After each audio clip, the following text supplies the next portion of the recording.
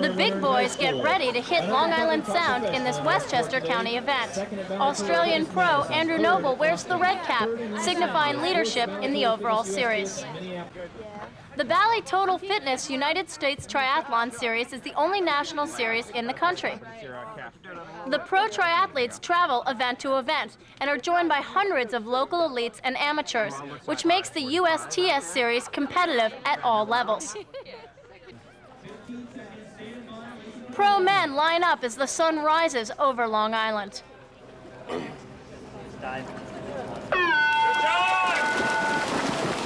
Wetsuits help with the cool water, and the increased flotation greatly improves swimming performance. In the red cap, it's Britisher Julie Ricketts, who was a top swimmer at Louisiana State University. Okay.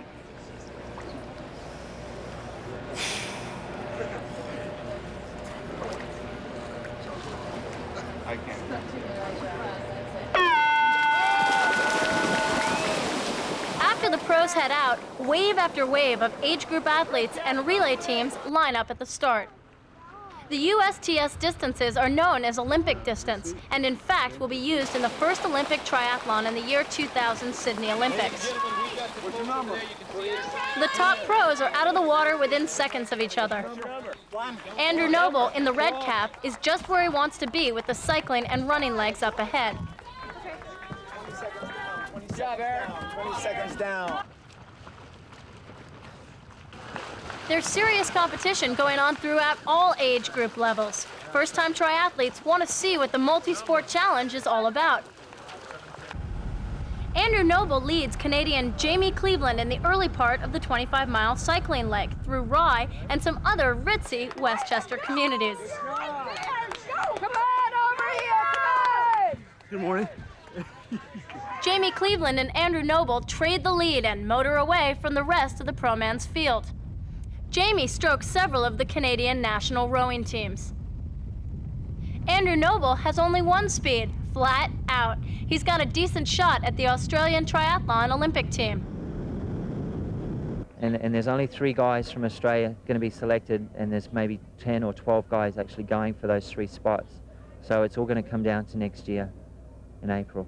Australia's an outdoor country, and like everyone swims, everyone gets out and runs or bikes. So it's pretty good to be able to do that as a full-time athlete and represent Australia over here in America.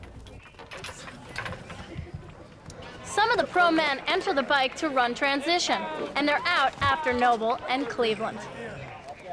Come on, Joe, right there. Go get him, baby. Julie Ricketts, in the red leader's suit, is off the bike with the lead pro women. Julie has a good shot at the British Triathlon Olympic team. And then they're going to pick 3 selection races next year where everybody ranked in the top 100 will have to race at, and your best results will come from that. And I think there's about 3 or 4 of us who are going to be fighting it out and have a realistic chance of making it. So it's going to be exciting stuff. The last 2 miles of the 10K run are on the boardwalk at Playland. In just a few hours, this place will be jammed with the Playland amusement park crowd. Now the main thrill is getting to the finish line. The funhouse will have to wait a few hours. Andrew Noble pretty much takes it wire to wire, solidifies his hold on the red jersey, and probably, after the final in Oceanside, will take home a nice hunk of the $175,000 in cash and prizes, including an Isuzu model of his choice. Come on, there you go. Try to win. There's a lot to the sport because it's a lifestyle sport, the training. Like 90% of the time I'm training in the morning, in the afternoon, and the racing is just like the 10%. It's the final bit, but it's such a good lifestyle. Julie breaks the plane of the finish line. Guess that's good enough for another series win. You really need to get out there on the swim. I think the swim is a really important part of the race. And then on the bike, you got to have a strong bike, but you don't want to blow it in the early part of the bike, and just hang in and finish strong.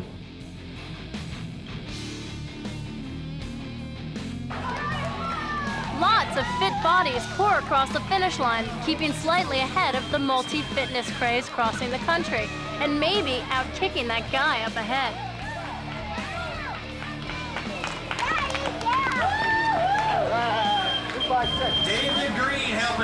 across the finish line. With the Detroit event and the final in Oceanside remaining, Julie Ricketts is the favorite to retire the USTS red jersey for this year.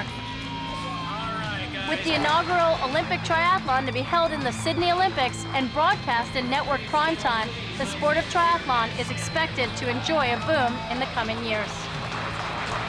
What do you think? With cross-training and multi-fitness now buzzwords on the sports scene, maybe it's time to take the Tri Challenge. We founded the sport, and now we're playing catch-up. The United States is not among the strongest countries at the top end of the sport, but with elite athletes from other sports and increased sponsorship opportunities, the U.S. should move up a few notches on the world roster.